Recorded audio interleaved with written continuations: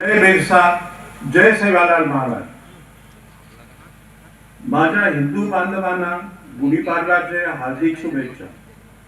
माझ्या मुस्लिम भावांना रमजान ईदच्या हार्दिक शुभेच्छा.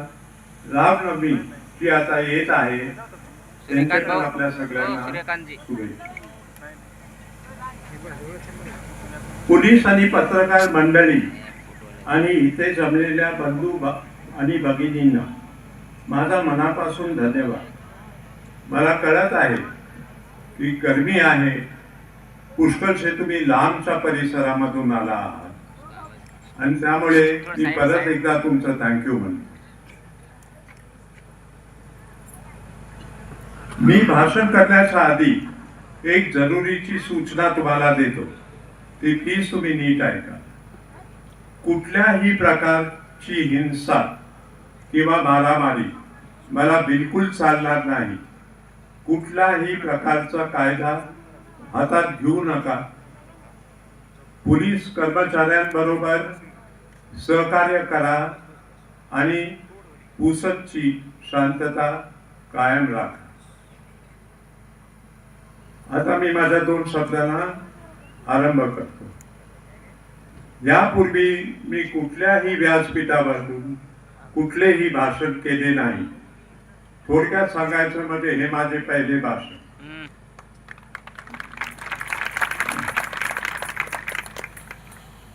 माझे शिक्षण संपूर्णप्रमाणे इंग्लिश मध्ये झाले.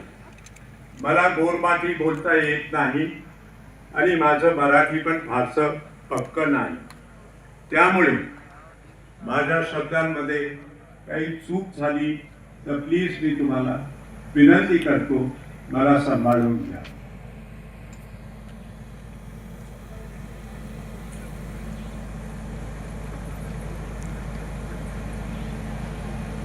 तुम्हाला तुमची सर्व प्रश्नांची उत्तरे मिळायला हवी, त्यामुळे मी भाषण लिहून आणले आहे. यावर्षी सेवालाल महाराजची जयंती पुसदमध्ये मोठ्या प्रमाणात साजरी झाली नाही.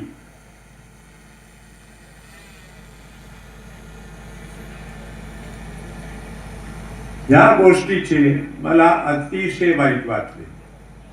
सेवालाल महाराज आपल्या समाजाचे गुरुच नाही, पण ते आपले दैवत पण आहे.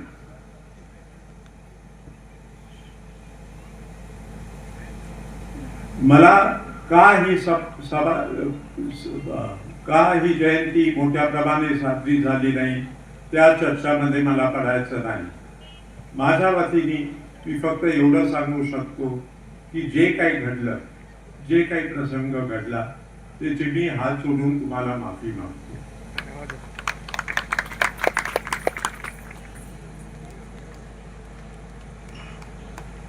आणि एक दुसरा आपण इकडे निश्चित करू की पुढल्या वर्षी सेवालाल महाराजची जयंती सगळ्यांच्या सहकार्याने उत्तम प्रकारे साजरी करू. एक प्रश्न चर्चेमध्ये आहे की तुम्ही इतके वर्ष गायब कुठे होता. याचे उत्तर असे आहे की मी मुळीच गायब कधी नव्हतो. दरवर्षी मी माझ्या कुटुंबासहित आणि दोस्तांसहित पण पुसद शहराला हिवाळ्यामध्ये यायचो. पुष्कळदा मी माझ्या वडिलांच्या पुण्यतिथीच्या कार्यक्रमाला पण उपस्थित राहिलो आहे. नेहमी जेव्हा केव्हा मी पुसदला यायचो, मी वसंतराव नाईक, बाबासाहेब नाईक आणि सुधाकरराव नाईकच्या समाधीला पण भेट द्यायचो. दुसरा प्रश्न जो विचारला जातो आहे की तुम्ही तुमच्या वडिलांच्या अंतिम संस्काराला का नाही आला. 1979 मध्ये माझ्या वडिलांचे सिंगापूरमध्ये अचानक निधन झाले. त्यावेळेस माझी आई एकटी माझ्या वडिलांबरोबर होती. जेव्हा माझ्या वडिलांचं शेत माझी आई मुंबईला घेऊन आली तेव्हा ती पूर्णपणे तुटली होती. त्यावेळेस माझा मोठा भाऊ अविनाश आणि मी असे ठरवले की एक जण पुसदला जाईल आणि एक जण काळजी करायला, माझ्या आईची काळजी करायला मुंबईत थांबले. त्यामुळे अविनाश पुसदला आला आणि मी माझ्या आईची मुंबईमध्ये काळजी करत होतो.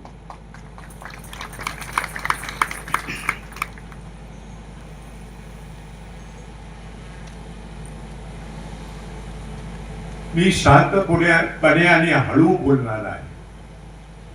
मी घाई करणार नाही. आपल्याला वेळ आहे ना सगळ्यांना? एक अजून प्रश्न जो चर्चेत आहे, तुम्ही आत्ता का आला? हा विचित्र प्रश्न आहे. माझे काही ह्याच्या प्रश्नाचं उत्तर असे आहे की माझे काही दोस्त पुसद मध्ये राहतात.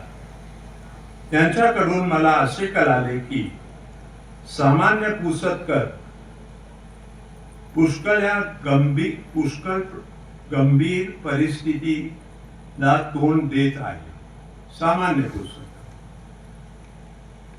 पुसदला आल्यावर मला काही गोष्टी आढळल्या ते मी तुम्हाला आता सांगतो. आज मी MIDC ला गेलो होतो आणि तिकडे काही औद्योगिक आणि व्यापारी लोकांना भेट घेतली. त्यांच्याकडून त्यांच्या बोलण्यावरून मला असे निष्कर्ष झाले की पुसदमध्ये जर काही मोठे उद्योग आले तर युवा पिढीला पुसदमध्ये बसल्या बसल्या रोजगार मिळेल. त्यांना लांब लांब जायची फारशी गरज भासणार नाही.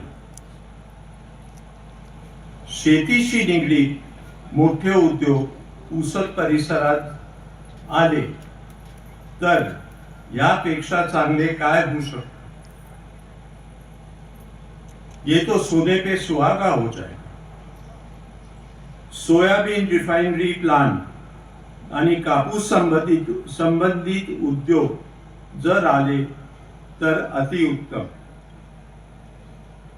एक दुसरी चर्चा पुसद मध्ये खूप चालू आहे की निरंजन नाईक नक्की कोण आहे आणि एकटा माणूस तो इकडे येऊन काय करू शकतो. प्रश्न फार योग्य आहे, फारच योग्य. मला आवडला हा प्रश्न. निरंजन नाईक कोणीच नाही. तो तुमच्यासारखा एक सामान्य नागरिक आहे. पण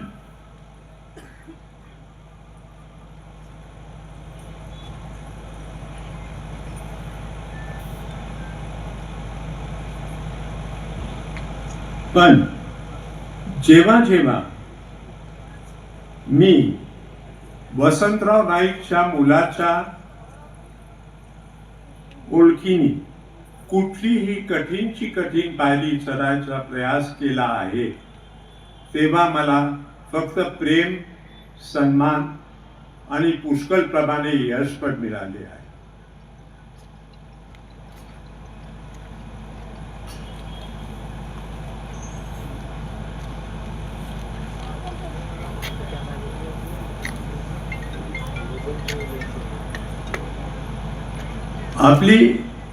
आपली आणि माझी प्रशासनाची स्पर्धा नाही, ही कॉम्पिटिशन नाही. हे बिलकुल जरुरी नाही आहे की कोण उद्योग पुसद मध्ये आणतो. मी परत बोलतो, ही कॉम्पिटिशन नाही आहे. हे बिलकुल जरुरी नाही आहे की उद्योग कोण पुसद मध्ये आणतो. पुसद मध्ये लवकरात लवकर उद्योग यावे ही जरुरी आहे. प्रशासनाने सत्तेबरोबर काम करून जर उद्योग आणण्यात आपण यशस्वी झालो तर संपूर्ण पुसदचे भले होईल. लवकरात लवकर पुसदला जिल्ह्याचा दर्जा मिळाला पाहिजे, हे माझे सरकारला निवेदन आहे आणि कंटिन्युअसली असेल. एक दुसरा प्रश्न, आता पुढे काय, राजकारण करणार का? त्याचा उत्तर असे आहे, बिलकुल नाही. हे कधी माझा हेतू नव्हताच इकडे येऊन मी राजकारण करावं. मला राजकारण मध्ये काहीही रुची नाही, एक नवीन पैशाची रुची नाही. हे तर फक्त माझी मुलगी मला बोलली की माझ्या तुझ्या वडिलांच्या गावाला मला जायचं आहे. ती छोटी होती जेव्हा ती इकडे आली, पुष्कळला माझ्या बरोबर आली आहे, पण ती छोटी होती जेव्हा आली. तिला काही फारसं पुसद परिसराचं आठवण नाही राहिली. आता ती बोलली तिच्या अग्रानी, जेव्हा मी इच्छा व्यक्त केली पुसदला जायला, तर अर्थात पुष्कळ काही झालं.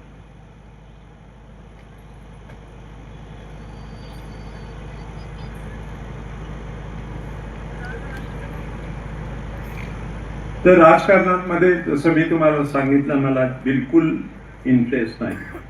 पण एक गोष्ट मी तुम्हाला जरूर सांग, राजकारण फक्त काही मोजक्या लोकांनी करावे असे कुठेही लिहिले नाही. कोणीही करू शकतो, फक्त विचार चांगले पाहिजे. आदित्य जाधव आणि त्यांच्या टीम सामान्य माणसाचे आणि गोरगरिबांचे प्रश्न प्रकाशित करतात. माझी भूमिका हीच असेल की मी युवा पिढीला जेवढं जमीन तेवढं मार्गदर्शन करीन. सर्व समाजाला सोबत घेऊन संघटित होण्यासाठी जे काही निर्णय आम्ही घेऊ ते आम्ही तुम्हाला लवकरच कळवू.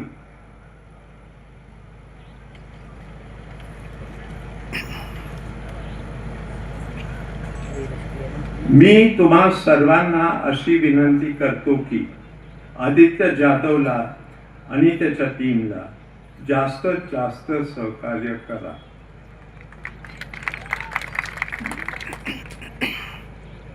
ही सेम विनंती, अगदी ही सेम विनंती मी सरकारला पण करतो. एक मी तुम्हाला माझ्या लहानपणाची स्टोरी सांगतो, माझ्या वडिलांची आणि माझी. एक गोष्ट सांगतो, कदाचित तुम्हाला आवडेल. 1900, आता मी तेव्हा 10 वर्षाचा होतो, मला एक्झॅक्टली माहिती नाही. 1970-72 मध्ये अतिशय महाराष्ट्रामध्ये फार मोठा भयंकर दुष्काळ पडला होता. मुंबईमध्ये पाण्याची टंचाई सगळ्यांना जाणवत होती. नळ कोरडे होते, लोकांना पाणी नव्हते. तेव्हा एक श्रीमती मृणाल गोरेताईंनी हा मुद्दा उचलला आणि वेगाने या मुद्द्याला प्रतिसाद मिळाला.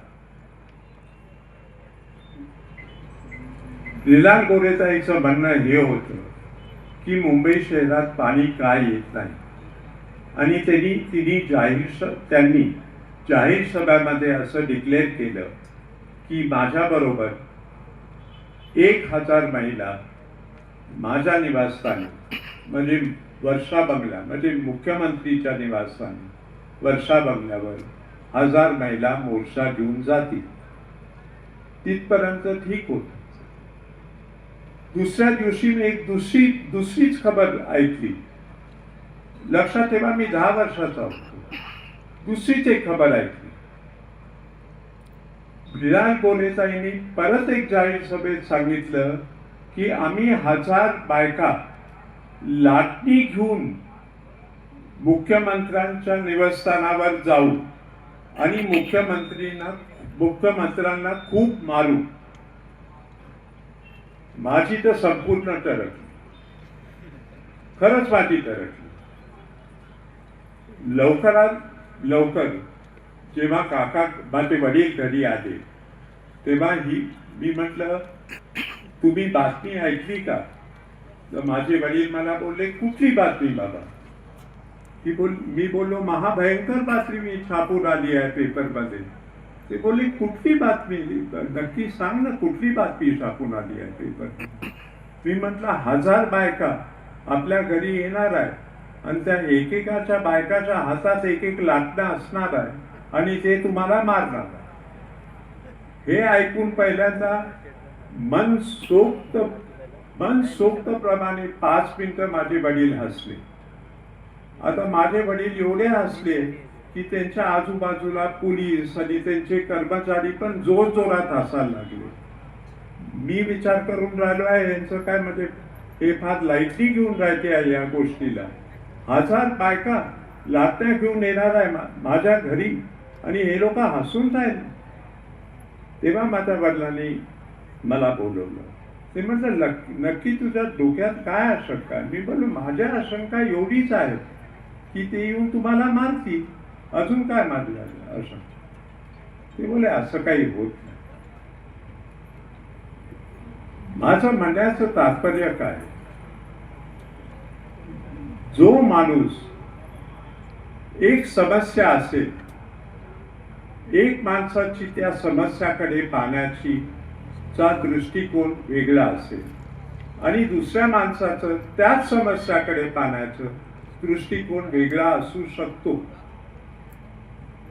तर मी माझ्या वडिलांना बोललो आता नक्की सांगा तुम्ही काय करणार आहे. माझे वडील बोलले काही करणार नाही. त्यांना मी बसवीन, आधी सगळ्यांना एक ग्लास थंड पाणी पाजवीन, त्यांना शांत करीन, मग त्यांचं म्हणणं काय आहे मी शांतपणे ऐकीन, त्यांची समस्या काय आहे ती मी समजून घेईन, माझे प्रॉब्लेम्स काय आहे मी त्यांना सांगेन, माझी समस्या काय मी त्यांना एक्सप्लेन करीन आणि कुठे ना कुठे ह्याच्यामध्ये एक मधला वे म्हणजे एक मधला काहीतरी मार्ग निघेल आणि बरोबर आम्ही त्या मार्गाने चालू. मी म्हटलं इतकं सोपं नाही आहे. म्हटलं ते येऊन तुम्हाला नक्कीच मारणार. म्हणजे बोलले बेटा असं काही होत नाही, कोणी कोणाला मारत नाही.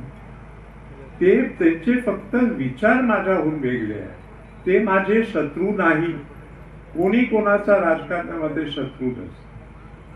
त्यामुळे मी तुम्हाला सांगतो की ही जी सभा आम्ही घेतली आहे ही कुठल्याही व्यक्तीच्या विरुद्ध नाही, ही कुठल्याही राजकीय पार्टीच्या विरुद्ध नाही.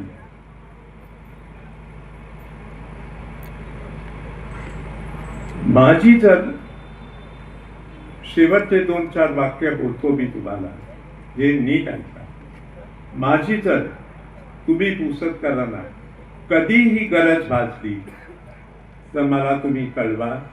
मी जरूर लवकरात लवकर तुमच्या बरोबर तुमच्यामध्ये येईल, तुमच्यामध्ये उपस्थित राहील.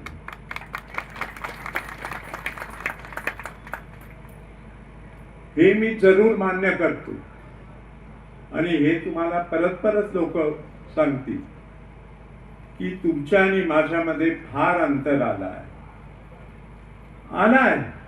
अंतर आला आहे. त्याचे कारण पुष्कळ आहे.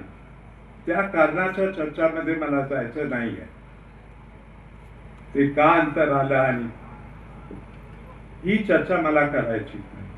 पण एक गोष्ट तुम्ही जरूर लक्षात बांधली ठेवा आणि नीट ऐका मी काय बोलतो. तुमच्या आणि माझ्यामध्ये एक नाळ आहे आणि ही नाळ आत्ता पण आहे आणि नंतर पण ही नाळ कायम राहणार आहे. या नाळीला कोणीही कधीही तोडू शकत नाही.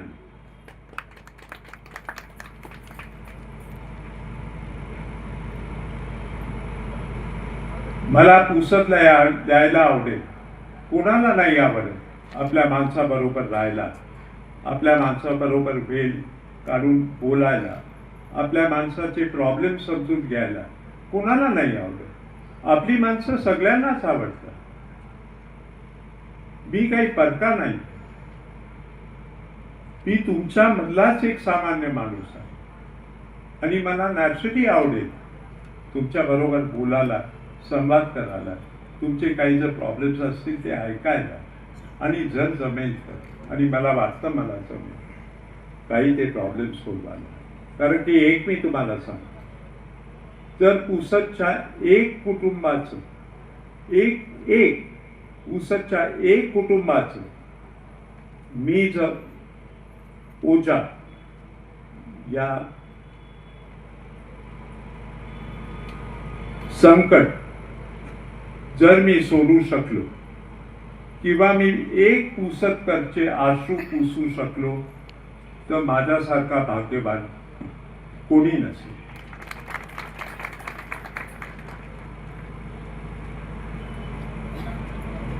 आणि हे आपण सगळं ऐकतो, संघटना आणि हे बघा,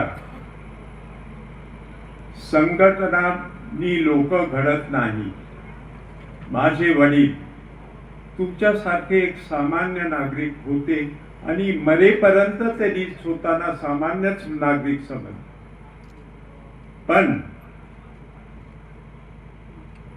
जेवढं त्यांनी तुमच्यावर प्रेम केलं त्याच्यापेक्षा 10 लाख पटीने तुम्ही त्यांना प्रेम दिलं, आणि त्यामुळे ते वसंतराव नाईक मुख्यमंत्री महाराष्ट्र या ओळखीने आजपर्यंत ओळखू जातात. हे तुमच्या प्रेमामुळे हे सगळं घडलं. कुठलीही व्यक्ती लोकांच्या पेक्षा मोठी नसते, हे माझे वडील नेहमी मला बोलतात. कुठलीही संघटना लोकांच्या मोठी नसते.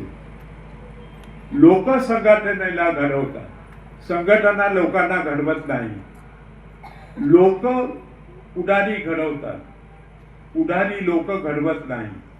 हे एक गोष्ट तुम्ही लक्षात ठेवा.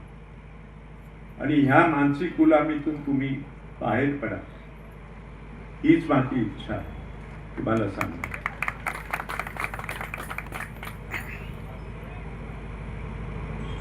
तुम्ही एवढ्या गर्मीत आला, लांब लांबून आला, एवढा वेळ थांबला, आणि माझी वेट करायला वेट केली, त्याच्याबद्दल मी अत्यंत तुमचा परत एकदा आभारी आहे. आणि एवढे माझे 2 शब्द मी इकडे समाप्त करतो. जय हिंद, जय महाराष्ट्र.